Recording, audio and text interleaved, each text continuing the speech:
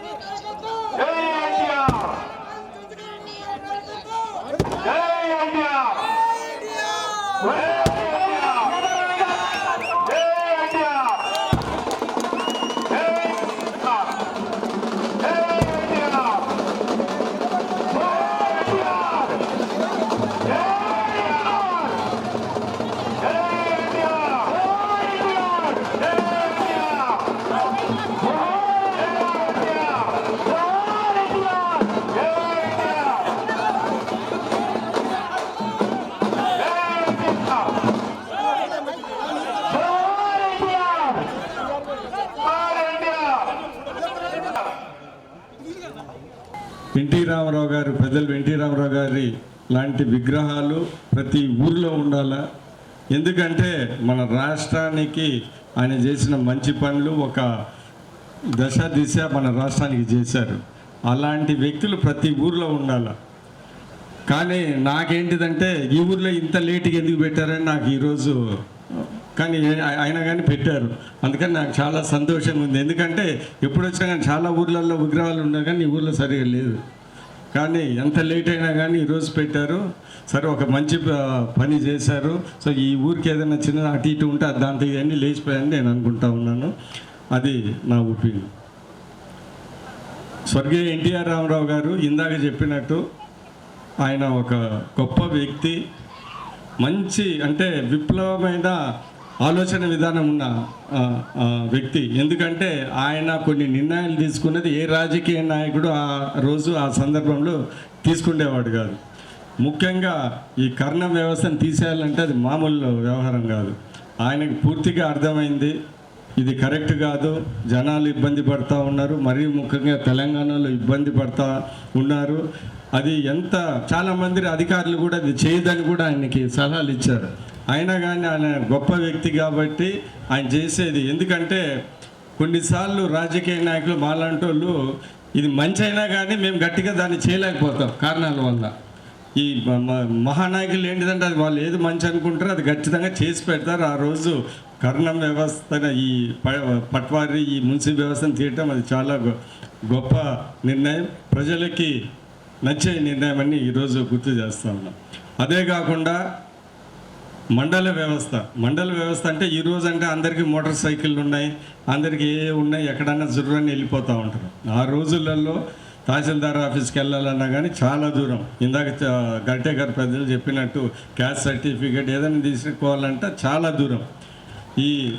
అందుకని ఆ రోజు ఎన్టీ రామారావు గారు ప్రజల దగ్గర పరిపాలన ఉండాలని ఒక మండల వ్యవస్థ తీసుకొని వచ్చి ఆ రోజు అంటే ఇప్పుడు దగ్గరకు ఉంది. ఇంతకుముందు అంటే మనము ఆ చీమకుర్తోళ్ళు ఎక్కడెక్కడో ఒక తహసీల్దార్ని కలవాలంటే ఒక 40-50 కిలోమీటర్లు 60 కిలోమీటర్లు రోడ్లు సరిగా లేని రోజులలో వెళ్ళాల్సిన సమయం. అందుకని ప్రజల దగ్గరికి పాలన ఉండాలని ఆ రోజు ఎన్టీ రామారావు గారు ఇది చేశారు. అదే కాకుండా బడుగు బలహీన వర్గాల కోసం ₹2 బియ్యము, పక్కా ఇండ్లు. ఆ రోజు ఇందాక పెద్దలు గరిటే గారు చెప్పినట్టు ఆ రోజు రాజకీయ నాయకులు రోసగర్ యాడ్ ఉన్నాయి డబ్బులు అన్నా కానీ ఆయన ఒక పట్టుదలతో ఇది జరగాల్సిందే, మీరు ఏం చేస్తారో మాకు తెలియదన్న వ్యక్తి. సో ఇలాంటి మంచి మంచి పనులు, దాని తర్వాత రెసిడెన్షియల్ స్కూల్స్ పెట్టి పేద బడుగు బలహీన వర్గాలకి ముందుకెళ్ళడానికి అని చేశాం. సో అందుకని ఏంటిదంటే ఒక గొప్ప వ్యక్తి, అలాంటి వ్యక్తి మళ్ళీ రారా ఇంకోసారి మనం చేస్తాం.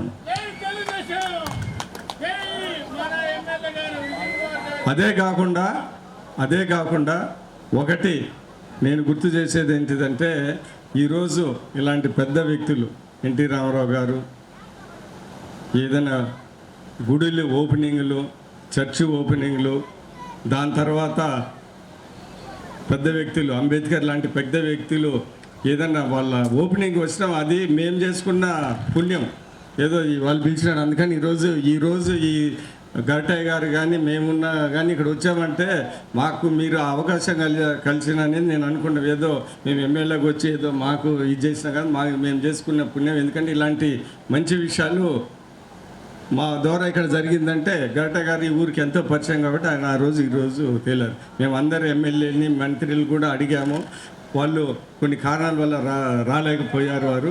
కానీ వాళ్ళు కూడా ఈ కార్యక్రమాన్ని బాగా జరగాలని వాళ్ళ విషెస్ పంపించారని ఈ సందర్భంగా నేను తెలియజేస్తున్నాను. ఈరోజు ముఖ్యంగా నేను వ్యక్తిగతంగా చెప్పదలుచుకున్న విషయం ఏంటిదంటే ఎన్టీ రామారావు గారికి పక్కా ఇండ్లు అనేది చాలా ముఖ్యమైన బడుగు బలహీనమైన ప్రోగ్రాము. ఆయనకు అది అతి ముఖ్యమైన ప్రోగ్రాం. 83లో వచ్చినప్పుడు చేశారు. ఆ రోజు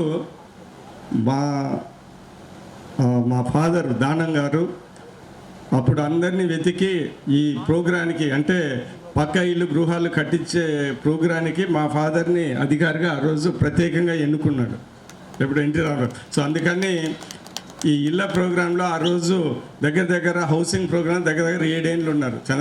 ఎన్టీ రామారావు గారి దగ్గర ఒక 3 సంవత్సరాలు, చంద్రబాబు నాయుడు గారి దగ్గర 4 సంవత్సరాలు. సో అందుకని ఏంటిదంటే ఈ ఇల్లు కట్టడం ప్రోగ్రాంలో కూడా నాకు కూడా మా ఫాదర్కి కూడా మంచి పేరు వచ్చింది. ఎందుకంటే పేదలకు అన్నీ. అందుకని నాకు టికెట్ ఇచ్చినప్పుడు కూడా అప్పుడు ఫస్ట్ ఇచ్చినప్పుడు కూడా అదే కారణంలో నాన్నగారు అబ్బాయి ఇల్లు అన్నీ కట్టారు, అందరికీ తెలుసు, వాళ్ళ కొడుకు అని మాకు ఆ రోజు ఇచ్చారు. సో ఆ విధంగా కూడా రాజకీయంగా నాకు కలిసి వచ్చిన విషయమని ఈ సందర్భంగా తెలియజేస్తాను.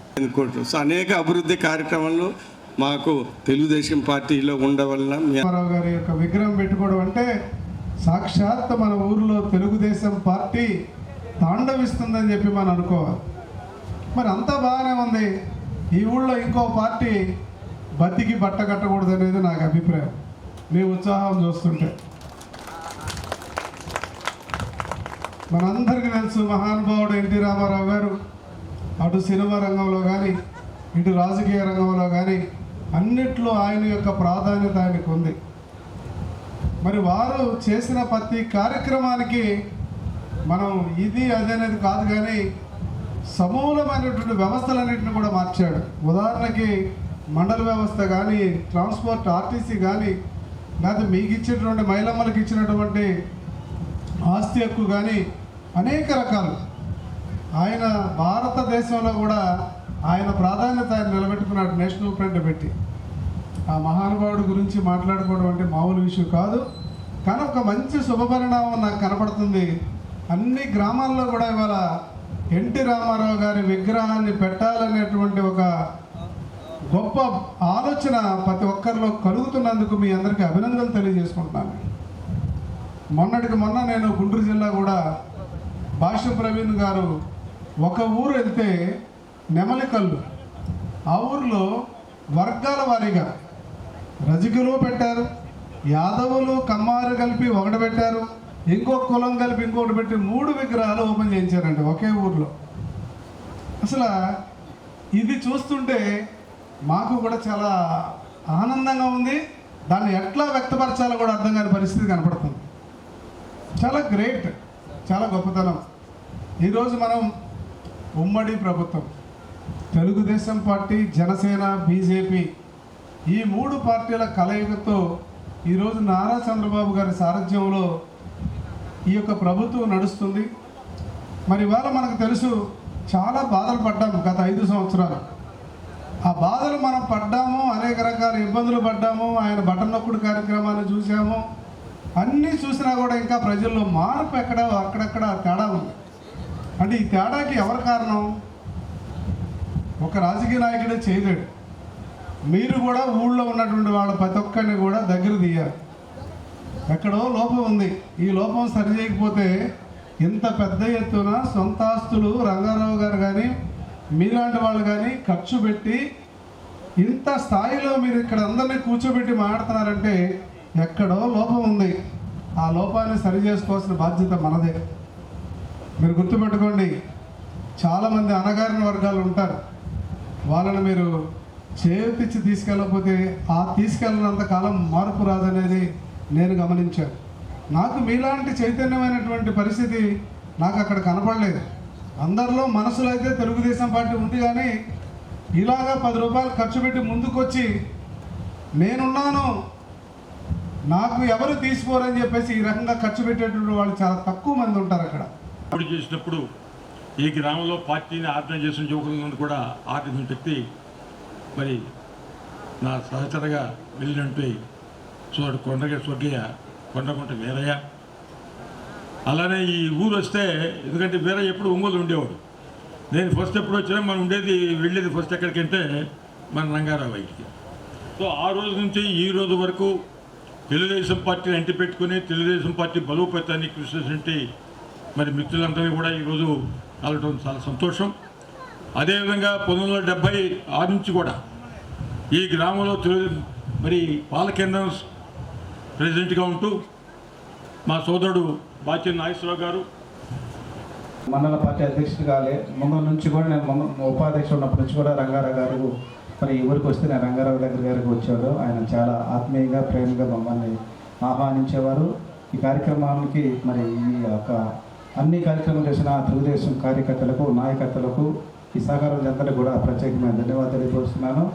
అయితే ఈ యొక్క విగ్రహావిష్కరణ భావితరాలకు, ఈ విగ్రహం ఎందుకు పెట్టారంటే భావితరాలకు ఒక మహానీయుడు ఉన్నాడు, ఆ మహానీయుడిని జ్ఞాపకం చేసుకోవాలి. ఆయన చేసినటువంటి గొప్ప కార్యాలు ముందు తరాలకు తెలియపరచడం కోసం ఈ యొక్క విగ్రహావిష్కరణ చేసుకుంటూ ఉంటాం. మరి మహానీయుడు ఆయన గురించి మరి అందులో పెద్దలు ఇప్పుడు ఆయన చనిపోయిన నుంచి ఎన్నో కార్యక్రమం చూస్తూ ఉన్నాం. పెద్దలు మాట్లాడాలి కాబట్టి నేను కొన్ని మాటలతో ముగిస్తున్నాను.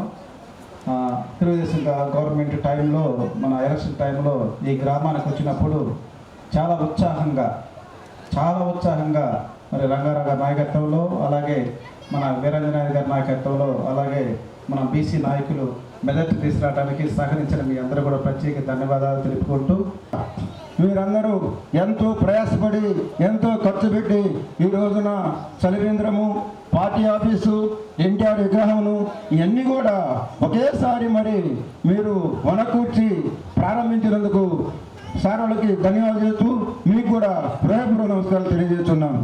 మరి 1982లో ఎన్టీఆర్ ఈ పార్టీ ప్రారంభించినట్టు బడుగు బలహీనాలకు ఆ రోజు ఈ పార్టీని స్థాపించాడు. అప్పటి నుంచి ఇప్పటి వరకు కూడా ఎన్ని ఒడిదుడుకులు వచ్చినా కూడా ఈ పార్టీని ఎవరు కూడా ఎదుర్కొనే పరిస్థితి లేదు. అలాంటి స్థితిలో ఈ రాష్ట్ర అభివృద్ధి కోసం ఆనాడు ఉమ్మడి రాష్ట్రం ఉన్నప్పుడు పట్టవాడ మాండలిక వ్యవస్థను తీసుకొచ్చి ప్రజలకి అందుబాటులో చేసిన వ్యక్తి ఎన్టీఆర్. అదేవిధంగా చంద్రబాబు గారు వచ్చిన తర్వాత ఈ రాష్ట్ర సర్వస్వం కోసం ఎంతో ప్రయాసపడి రాష్ట్రాన్ని అభివృద్ధిలోకి తీసుకెళ్లాడు. రాష్ట్రం విడిపోయిన తర్వాత కూడా మన యొక్క 14-19లో మన చంద్రబాబు గారు ఎంత చేశారో మీ అందరికీ తెలుసు. అదేవిధంగా మనము రేపు రాబోయే మహానాడికి అందరం కూడా 27-28 కూడా అందరం తరలి వెళ్ళి విజయప్రదం చేస్తుందిగా. అదేవిధంగా 22 విష్ణుపూర్లో జరిగే మన నియోజకవర్గ మహానాడు కూడా మీ అందరూ రావాల్సిన కోరుతూ ఈ అవకాశం ఇచ్చినందుకు ధన్యవాదాలు. పార్టీ కార్యాలయం కూడా నిర్మాణం చేసి మన గ్రామ తెలుగుదేశం పార్టీ కార్యకర్తలకు అందజేయడం జరిగింది. అదేవిధంగా మహానుభావులు స్వర్గీయ ఎన్టీ రామారావు గారి విగ్రహావిష్కరణకు ఈ కార్యక్రమానికి అయ్యేటువంటి వ్యయం కూడా ఎంతోమంది గ్రామస్తులు తెలుగుదేశం పార్టీ అభిమానులు రకరకాల పట్టణాల్లో ఉద్యోగాలు చేసుకుంటూ వాళ్ళంతా కూడా కలిసికట్టుగా ఈ గ్రామస్తులు అంతా కూడా ఎంతో లక్షలు వేలు విరాళాలు ఇచ్చి ఇంత మహోన్నతమైన కార్యక్రమాన్ని మనం జరిపించే దానికోసం వారందరూ సహకరించినటువంటి వాళ్ళకు కూడా ప్రత్యేకమైనటువంటి ధన్యవాదాలు.